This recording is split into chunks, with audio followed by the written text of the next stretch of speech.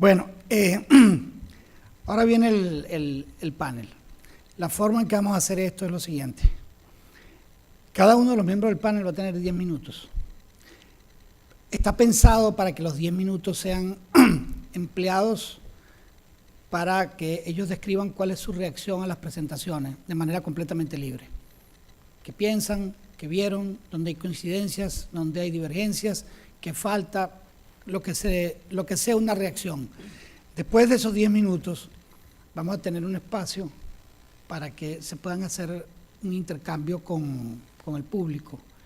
Ya no hay mucho tiempo de hacer cosas, pero si ustedes, hay un teléfono allí que pusieron, que es el mío, pueden enviar las preguntas allí, porque abrir el espacio de palabra para preguntas es complicado, porque la gente se toma un tiempo largo en las preguntas y no estamos tan retrasados como pudiéramos estarlo, pero estamos. Entonces, pueden usar el podio, pueden hacer pero es bueno, just leave the mics there so that they can choose whether to use the podium or, ¿ok? Pero pueden usar el podio. Entonces, podemos empezar con usted, padre. Tiene 10 minutos, de allí o de allá o como quiera. Y creo que todo el mundo quería que usted comenzara con una bendición al evento, pero se lo dejo a usted. Pero ante todo, dar gracias al Dios de la vida que nos ha comunicado a nosotros, los seres humanos, la inteligencia, la voluntad, la libertad, para ir en la búsqueda superior de eso que anhelamos, cuál es el destino de todo hombre, la felicidad como resultado de la construcción que va haciendo el hombre de sus capacidades, de sus competencias. Pues estoy profundamente gozoso, digamos, porque aquí se está dando una convergencia bien interesante, una convergencia no solamente de saberes desde lo que entendemos como el nivel cognitivo o jurídico, sino la convergencia de lo que ha de ser el hombre. Un hombre que tiene sentido de existir cuando construye su propio destino, un destino en justicia, en libertad y en responsabilidad. Yo quisiera ordenarme con el hermano Nicolás ya sacerdote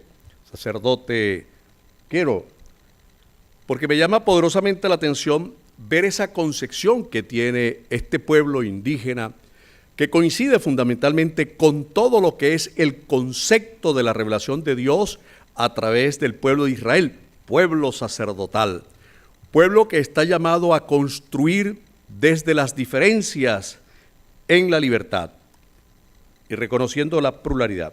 Yo había escrito pensando que iba a estar dando una clase en la universidad llena de estudiantes con diversidad de pensamientos y criterios.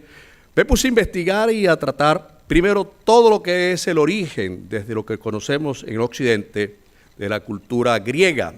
Con Aristóteles tenemos que pasearnos por el pensamiento aristotélico, luego por Heródoto y todos estos filósofos, y no podemos desconocer a Platón con la República. Todo lo que es esa dimensión, pero después veía que tengo que usar muchos términos en griego, el demos, el kratos, el poder en el pueblo. Bueno, todo esto nos conduce en el momento actual a pasar a lo que quise hacer un híbrido ahí, la democracia en la Biblia, desde el Antiguo Testamento, pasando, pero como no somos teólogos aquí, ni es para teólogos, sino este es un momento para compartir. Ya yo me voy a olvidar de lo que escribí y preparé, porque descubro elementos para una reflexión más profunda desde la posición que nos ha expuesto nuestro hermano Nicolás, porque así nace la humanidad. Gutenberg no había aparecido, ni estos creadores de la inteligencia virtual, con esta velocidad de la información que no nos da permiso o tiempo para reflexionar, para pensar, para estructurar el pensamiento que nos lleve a tomar decisiones libres, conscientes y responsables. Creo que Dios es un Dios trío, ¿verdad? Padre, Hijo y Espíritu Santo. El cuerpo humano es un ser cabeza, cuerpo y extremidades. Y asimismo, decía Charles Peirce, un gran teórico de la comunicación, que esa triadicidad nos permite a nosotros establecer una relación con la naturaleza, con Dios y con el hombre. Pero oyendo al texto bíblico me hace pensar lo que es el Salmo número 8. ¿Qué es el hombre, Señor, para que te acuerdes de él? El ser humano para darle tanto poder. Lo hiciste poco inferior a los ángeles, coronándolo de gloria y majestad. Todo lo pusiste bajo sus pies. En el capítulo 1 del Génesis, el capítulo 2 en el acto creador, Dios presenta al hombre como expresión de esa divinidad que no es tangible, sino que está en una constante búsqueda. Por eso dotado de inteligencia natural, porque todavía no existía la Universidad de Harvard, la Gregoriana o todas estas famosas universidades, sino que el campo desde el cual y con el cual el hombre empieza a construirse es cuando se descubre a sí mismo.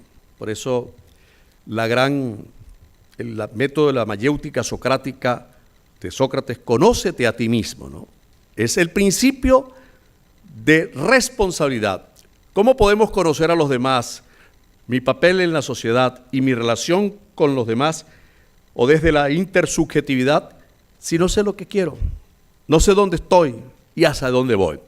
Pues dando un salto tremendo, parecía que estuviéramos hecho un seminario aquí entre juristas, los teólogos de la cosmovisión natural, y yo como teólogo formado en la Universidad de Roma, la Gregoriana. Entonces, aquí ¿qué vemos? Que la democracia, ese demos, pueblo, nosotros somos pueblo, es decir, somos personas que pertenecemos, y me llama mucho la atención, y lo he criticado muchas veces, cuando veo personas con un nivel académico o profesional, y que van a la iglesia, y te dicen, no padre, yo no soy político, yo no tengo que ver nada, ay, ese cura está hablando de política, y resulta que todo lo que afecte al hombre, a la persona humana, es un problema de la polis. Si no tengo agua, si no tengo luz, si no tengo libertad, si me conculcan mis derechos, ¿qué soy? Soy un objeto que no tiene sentido de existir. Por eso, el totalitarismo como sistema político, y lo explica muy bien la doctora Hannah Arendt, la alemana, es donde se busca la pretensión o la concentración del poder por el mayor tiempo posible, donde la dignidad de la persona humana y sus derechos no cuentan. Son secuestrados, administrados, pisoteados, humillados y enterrados. Pues creo que frente al panorama que nos presenta el amigo y el doctor Asdrúbal Aguiar, a quien admiro y conozco desde hace muchos años y desde las distancias parece que vamos compartiendo, y esto nos permite a nosotros fijar posiciones frente a esa Venezuela invertebrada. Esa Venezuela que está en una confusión profunda, y haciendo paréntesis, yo recuerdo que en la universidad me invitaron a dar unas clases y había un gran amigo, abogado de una formación ética y profesional admirable, y me decía, no Pedro, chico, yo no me meto en política, yo no sigo para entrar a la corrupción, ahí lo que entran son los bandidos, no vale, yo no me voy a descalificar en eso. Hago una reflexión y digo, hermano, por esto tenemos lo que tenemos. Los hombres de valía dejaron el terreno libre para que los mediocres llegasen a una competencia profunda para accesar al poder y desde él dominar, controlar, pisotear, violar todos los derechos y construyen constituciones o legislaciones a su medida, a su corte. Creo que tenemos una gran tarea y el gran desafío que se nos presenta no solamente en Venezuela, sino en América Latina, es que muchas veces estamos como improvisando y dejamos que marquen la pauta de lo que debemos hacer y no hay tiempo. Estamos en el tiempo de la autopista de la información, donde todo fluye veloz y no hay tiempo para el análisis, la reflexión, y entramos en una competitividad, a ver quién más gana, y lo más grande es ver quién tiene más seguidores. Hay muchachos que en 2 o 3 días, tenemos un estudiante ahí de donde nos sucedió la tragedia en Parkland, que está en nuestra parroquia, que en 3 días tenía ya 1.240.000 seguidores, donde tú no sabes quiénes son, dónde estamos. Estamos en esa ciudad, esa realidad virtual. Le pongo como ejemplo que Jaimito, hay un chiste por ahí que dice, ¿qué quiere? ¿Una mamá real o una mamá virtual? Ahí hay análisis y le explica cuál es la real y cuál es la virtual. Pues la iglesia o la democracia, el sentido de la democracia en la iglesia, como decía Aristóteles, es una organización con unas competencias y unos niveles. Aristóteles hace 6 clasificaciones: la democracia recta y la democracia incorrecta, y dentro de la incorrecta estaba la tiranía o la monarquía.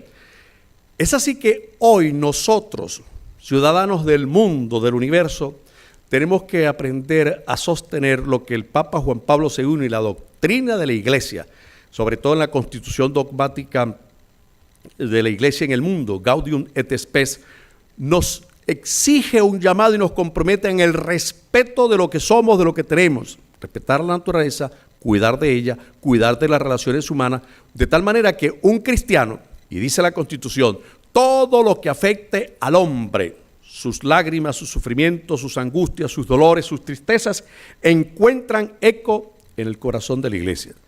Porque muchas veces también manejamos conceptos equivocados, creemos que la Iglesia es el Papa, son los obispos, son los curas. Somos un pueblo sacerdotal y dentro de toda organización social hay roles y competencias.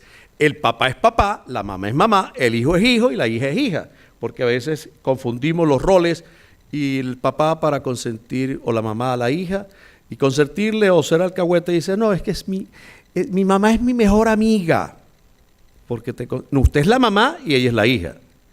Después ustedes verán cómo mantienen esa relación. Pues bien, en diría la canción de Cambalache, ¿no? Este mundo está al revés. La centralidad de la democracia, según nuestra concepción, está en la dignidad de la persona humana. Ese es el eje fundamental. Después podríamos pasar por toda la escolástica, toda la filosofía antigua y moderna, y todo va a converger hacia el puesto y el lugar que ocupa el hombre en la historia, en la sociedad y en el mundo. Cuando nosotros no valoramos la dignidad de la persona, entramos en esta competitividad tan superficial. Por ejemplo, hay personas que no conocen ni siquiera al doctor Asdrúbal Aguiar, ven sus libros, ni siquiera se han leído un artículo de él y dicen, no, es que ese fue ministro. No, eso estuvo enchufado, eso yo no creo. Y así viene un proceso de descalificación. Al final nos encontramos tan vacíos que llegamos a la nada. A la nada. La nada en términos, decía, no Unamuno, sino decía, un profesor de cosmología nos decía, la nada es un chorizo vacío y sin forro. Imagínense lo que es un chorizo vacío y sin forro. Andamos en un proceso de dispersión que no sabemos dónde actuar, cómo actuar. Y hago una síntesis, es el reflejo auténtico de lo que tenemos en Venezuela y en América Latina. Oramos por Perú con todo lo que está sucediendo con la renuncia del presidente del Perú, y es uno de los pocos países que tienen más presidentes presos o con juicios, ¿no?, abiertos. Pues, queridos amigos, creo que es un tiempo en que nosotros hagamos una reflexión serena y profunda y pensemos cuál es el destino que queremos construir para nosotros y para los demás. Esto no puede ser un destino compartido desde el cual queremos ubicarnos para llenarnos de cosas y tener más. Creo que el hombre tiene que ir construyendo, de acuerdo a lo que decía la cosmovisión de esta cultura, Carroll, que el hombre tiene que descubrir cuáles son sus medidas, sus talentos, sus capacidades, y que solamente nos vamos a llevar lo que podemos cargar. Porque andamos en un anhelo profundo de que si ya yo no tengo el Maserati o tengo el Bentley, no, yo soy de segunda categoría. Y veamos cómo son nuestras relaciones sociales desde los muchachos, que no hay tiempo para el diálogo, para la comunicación, para construir lo que es una auténtica relación humana que es entre personas, entre sujetos. Vamos 4 o 5 a un restaurante y 3 están chateando y están en la casa. No hay tiempo para encontrarse, para compartir, para analizar lo que está pasando en el mundo, en las noticias. Yo le recuerdo muchísimo a mi abuela, una española de esas viejas tercas, que a los 9 años, si yo no le tenía el análisis el domingo de lo que había informado el Nacional, el Universal, que eran los principales periódicos que circulaban en Venezuela, estaba raspado, no tenía juego de fútbol, no salías y te evaluaba la abuela. Entonces uno dice, oye, qué fastidio me tiene. Ahorita no tienen, los muchachos ni siquiera le revisan las tareas. Pues bien, queridos, estamos viviendo un proceso de cambios, de una velocidad tan intensa que a veces nos perdemos de nosotros mismos y andamos como en horizontes, como en la nube. Yo no sé cuántos de ustedes manejan la nube, ¿no? Tanta información, que ni siquiera tenemos tiempo para descargar los mensajes o los chats que recibimos. Por ello, tenemos que consolidar y volver a nuestras raíces profundas como ciudadanos del universo, como ciudadanos creados con una dimensión basada en la libertad, que es totalmente distinto a lo que es libertinaje. La libertad es la capacidad o la conciencia que tiene cada sujeto, cada persona, de asumir su responsabilidad. ¿Qué hago? ¿Cómo lo hago? ¿Y por qué lo hago? Ay, no, porque esto es chévere.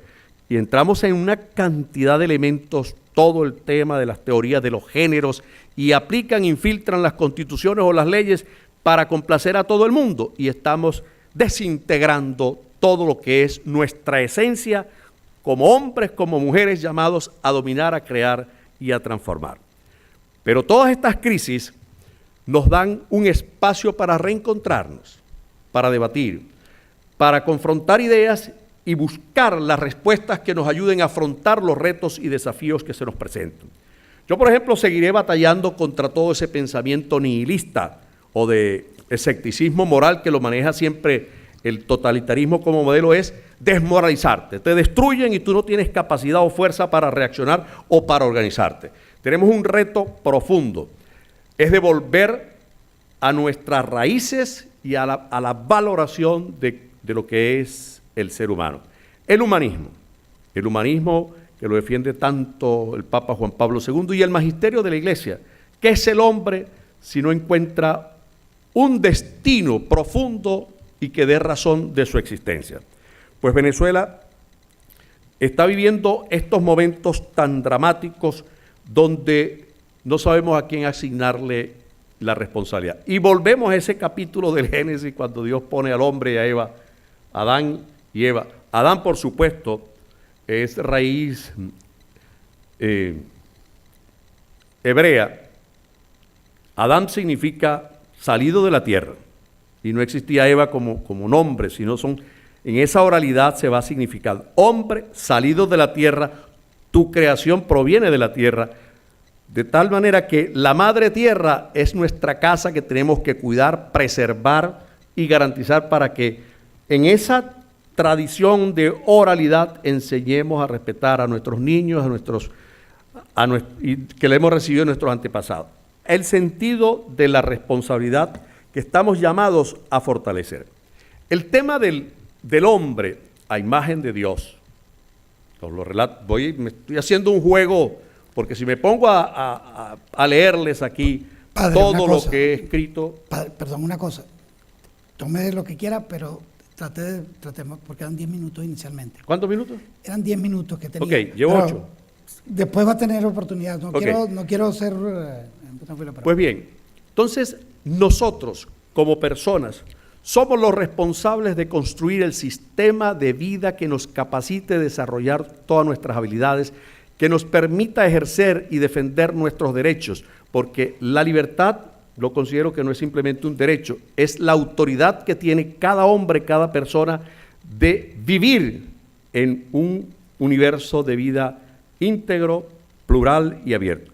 Esta convergencia nos permite a nosotros descubrir dónde estamos, cómo estamos, qué puedo hacer yo hoy frente a este entramado o a este endamiaje que ha ido desvirtuando y desestructurizando todos los poderes. Y esto afecta igual a la iglesia. Por eso a veces decimos, es que la iglesia es democrática. No, la iglesia en cierta forma no es democrática, porque nosotros obedecemos a una rey, a un superior, a unas normas. Pues bien, queridos amigos, nosotros en la visión que tenemos de estos modelos como es el surgir del socialismo del siglo XXI, que no es más que un reflejo de lo que es el comunismo, está en contraposición con los valores que nosotros como cristianos católicos creemos, que son los valores del Evangelio, donde hay un respeto profundo por la persona humana, por la libertad, por el derecho que tiene a participar de todos los frutos de la tierra. Por eso digo que el comunismo es la antítesis o es incompatible con los valores de la persona humana. Pero sean disfraces, se ha disfrazado todo el socialismo del siglo XXI y todos empezamos a ver que somos cristianos, somos católicos y que ahorita vale ser, como decía alguien por ahí, que no importa de cuál sexo eres, cuando el amor es sincero y puro, no importan los sexos. Aquí sí tienen que importarnos, porque nosotros los cristianos a veces nos hemos dejado infiltrar. Y ahí empezó el proceso de la desnaturalización de la dimensión de la democracia, cuando en Quebec, en 1973, empiezan a infiltrar a la iglesia y se funda el movimiento Cristianos por el Socialismo. Todo lo que es el elemento de la teología de liberación es una penetración del marxismo que trata de imponer el marxismo como elemento desde el cual y por el cual se hace una lectura del Evangelio o de la Sagrada Escritura. Nos las dejamos meter.